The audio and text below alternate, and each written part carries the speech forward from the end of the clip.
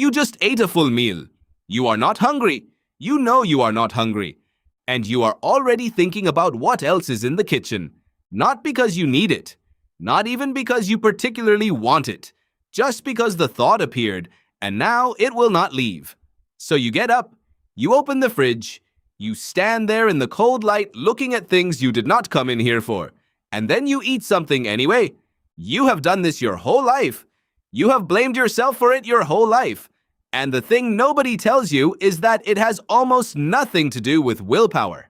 It has to do with a brain that was engineered over hundreds of thousands of years to never, ever pass up an opportunity to eat, and a food industry that has spent billions of dollars learning exactly how to trigger that system on demand. You were never fighting your appetite. You were fighting your own survival hardware, and the game was rigged before you sat down. Here is what is actually happening inside your brain when you keep eating past full. Your brain has two separate systems for food. The first is homeostatic hunger, the system that tracks your energy levels and signals when your body genuinely needs fuel. When your blood sugar drops, when your fat stores thin, when your body needs calories, this system fires and you feel hungry. When you eat enough, it quiets. This is the system most people assume is in charge of eating. It is not. The second system is called hedonic hunger, and it operates completely independently of whether your body needs food at all. Neuroscientist Stephan Guyenet at the University of Washington has spent years studying this system and what it does to modern human eating behavior. What he found is that the brain has a reward pathway built specifically to motivate you toward calorie-dense foods regardless of your current energy state. It does not ask whether you are hungry. It asks whether the food in front of you is worth pursuing. And in the ancestral environment that your brain was built for, the answer to that question was almost always yes. Think about the world your ancestors ate in. Not a world of refrigerators and vending machines and fast food on every corner. A world of radical uncertainty. A world where calories were hard to find, dangerous to obtain, and impossible to store. A world where the difference between eating today and not eating today could be the difference between surviving a lean winter and not surviving it. In that world, the brain that felt satisfied and stopped eating was the brain that died during the next famine. The brain that always had room for more. That felt a pull toward food even after a meal, that could not easily stop once it started. That was the brain that made it. You have that brain. And now you live in a world where that brain can order a pizza at midnight with 4 taps on a phone. This is the mismatch. And it runs deeper than most people realize. Kent Berridge, a neuroscientist at the University of Michigan, has spent decades studying what he calls the wanting system, the neural machinery that generates craving and pursuit. What Berridge found changed how scientists understand the relationship between food and the brain. The wanting system, he showed, is separate from the liking system. Wanting is driven by dopamine. Liking is driven by opioid circuits. And here is the crucial part. Wanting does not require liking.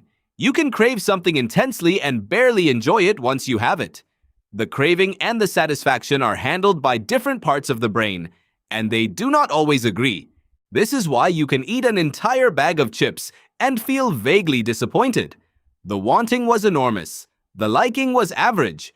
But the wanting fires again before the liking even has time to register. So you reach back in.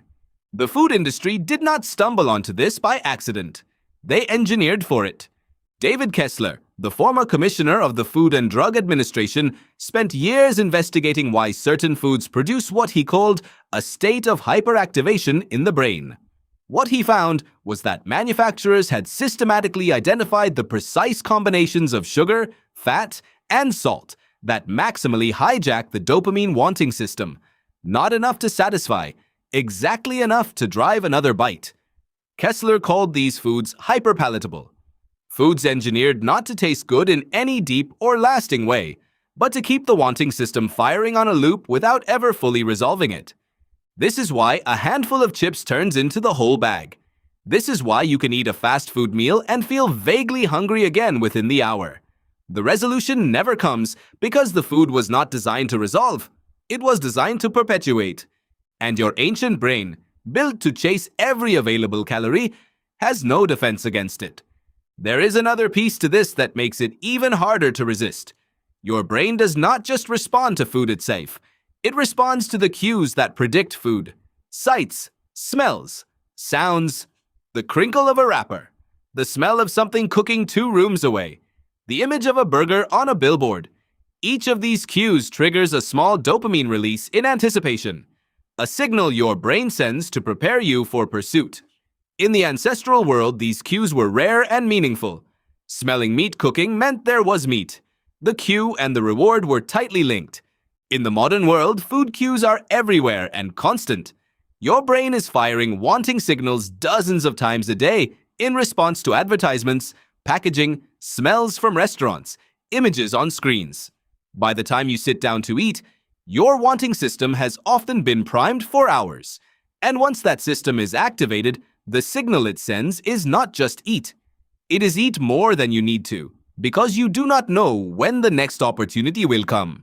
Your brain genuinely does not know that the next opportunity is the gas station across the street. Research from Michael Lowe at Drexel University introduced the concept of hedonic hunger as a measurable psychological state, a form of preoccupation with food that exists entirely independent of physical need. What his research showed was that people who score high on hedonic hunger are not simply lacking willpower. They are running a more sensitive version of the wanting system. Their brains generate stronger dopamine signals in response to food cues. Their wanting fires louder and longer. It is not a character flaw. It is a neurological variable distributed across the population the same way any other trait is. Some people have more of it, some people have less, and neither group chose their starting point. Understanding this does not make the bag of chips disappear, but it changes the conversation you have with yourself when you reach for it. Because the conversation most people have is about weakness, about lack of control, about some fundamental failure of self-discipline. And that conversation is not only inaccurate, it makes everything worse. Shame and stress are triggers for hedonic hunger, not cures for it. The more harshly you judge yourself for eating, the more your stress response activates, and the more powerfully your brain signals for exactly the kind of high-calorie, high-fat comfort food that the stress response was designed to seek.